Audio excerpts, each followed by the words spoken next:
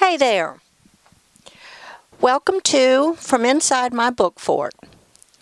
Today I'm going to read a passage from Lullaby Road, written by a friend of mine, James Anderson, one of the finest writers writing today. A momentary silence was all that marked the passing of summer into winter. After living most of my almost 40 years in the high desert of Utah, 20 driving a truck, I had come to the conclusion there were really only two seasons, hot and windy, cold and windy. Everything else was just a variation on those two. Late in the evening I lay half awake in my single bed and knew the silence meant the season had changed. I like to think maybe I know a thing or two about silence. Real silence is more than the absence of sound. It's something you feel. A few heartbeats earlier, a steady wind scattered the leftover sounds from evening, a car passing, neighbors talking behind closed doors, somewhere a dog barking, all the usual muffled racket of nearby lives. Then there was nothing. Nothing at all, as if the desert and everyone in it had vanished and left nothing behind but an indifferent, starless light. By 4 a.m., when I began my workday, winter was on its hind legs and waiting. It took longer than usual to get to the transfer station and load my truck. The time was well after 5 o'clock when I finally got underway, driving cautiously through the light snow and ice in the pre-dawn darkness. My heater was blowing full blast, and the bitter, cold, dry hijacked the warmth from my body and cracked my skin into something akin to a hard-pan lake bed. My last routine stop was to take on diesel. I had missed the morning fueling rush, if there had been one, by either being a few minutes early or a few minutes late. All of the pump islands were empty. Cecil Boone was the manager of the Stop and Gone truck stop on US 191 just outside of Price, Utah. The Stop and Gone was a cheapo independent stuck out alone in a patch of sand and broken rock, with the run-down look of a place that must have low prices because it didn't have much of anything else. Cecil was a stubby, sour man in his 50s. We were inside the small convenience store and Cecil was behind the register. In the 8 or so years I had been buying my diesel there nearly every weekday, I had never seen the man smile before that snowy October morning. There are probably lots of reasons to smile. Most folks do it every day. In my line of work, I don't see many smiles, and I probably don't give away many, not even to myself. That was the way it should be. No one wants to glance up and see a truck driver grinning. My sense is that such a sight is bound to have an unsettling effect on the ordinary driver. I was quickly sorting through the reasons people smile: humor, warmth, trivial annoyance, and coming up short. It was just Cecil and me, and Cecil's smile. I paid for my diesel. "Someone left something for you on Island 8, he said. I asked him what. "None of my business. Just make sure you take it with you when you leave." Cecil walked back towards the door of his cluttered office. 8, he said over his shoulder. I thought I heard a small laugh before he closed the door. It might have been gas. My tractor-trailer rig was parked at Island 2. 8 was on the far west side of the truck stop. I stood for a minute and I looked out the window at the blowing snow. Not much accumulation, ice beneath a thin dusting of white. The fine flakes eddied around the high arc lights of the truck stop like a scene from a low-rent snow globe. Outside I paused and glanced in the direction of Island 8.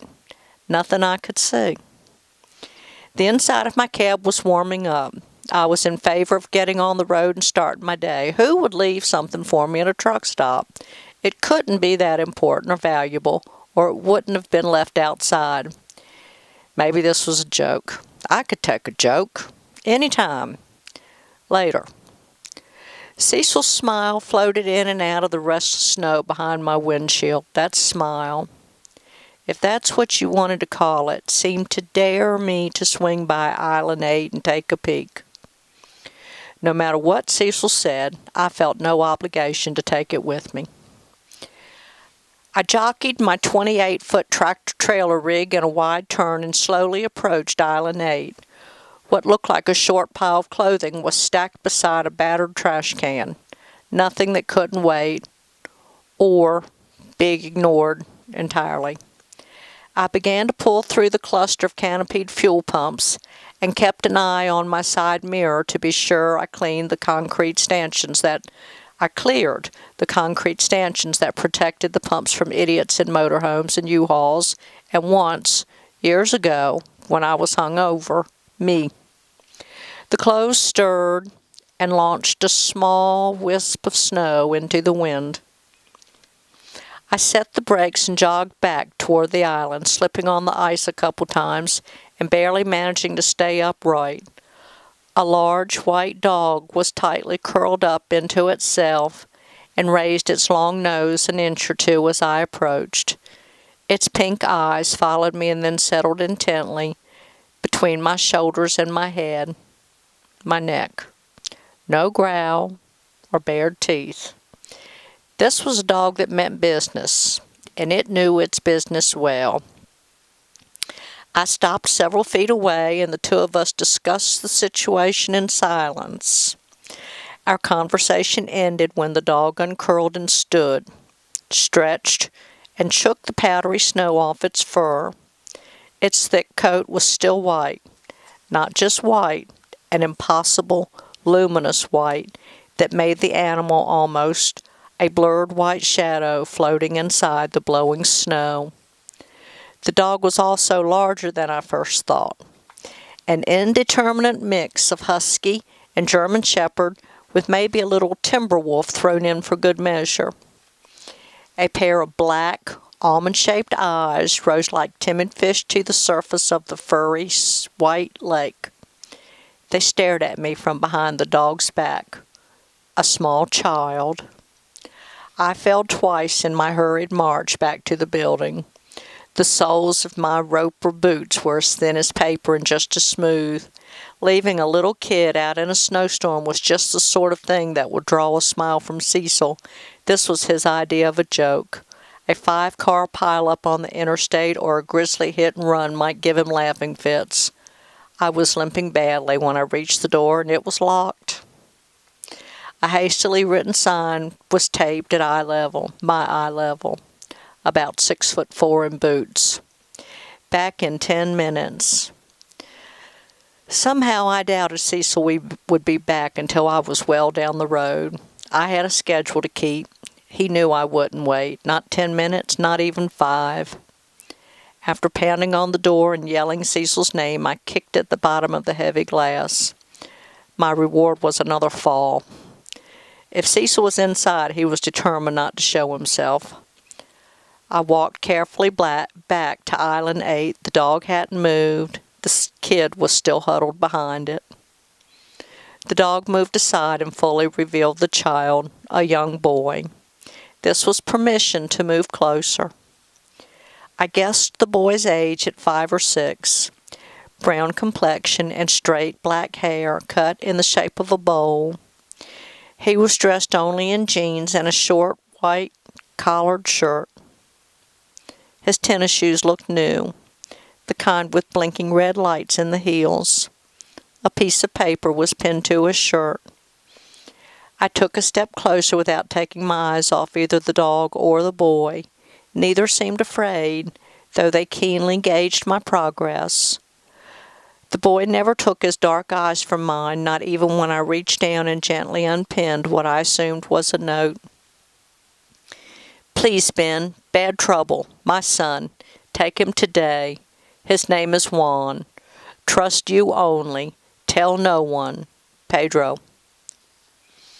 The note was printed in block letters with a black marker that had bled through the flimsy paper. It was a cash register receipt. There was no mention of the dog, without which the boy might well have frozen to death. I read through it several times. Pedro was the tire man at the truck stop. The tire shop was in an old metal building hunched behind the truck stop where the crumbling concrete turned to gravel. We were friendly in the way strangers who infrequently came in contact with each other were friendly. I knew his name and he knew mine. Not much else. The month before, I had bought new tires. They gave me a hell of a deal on brand new rubber. Pedro and I engaged in the usual bullshit banter. He had never mentioned he had a son. I hadn't felt shortchanged by not knowing much about him. Why he would turn to me when he was in trouble, any kind of trouble, especially entrusting me with his son, didn't make any sense. I did not feel particularly honored by his trust.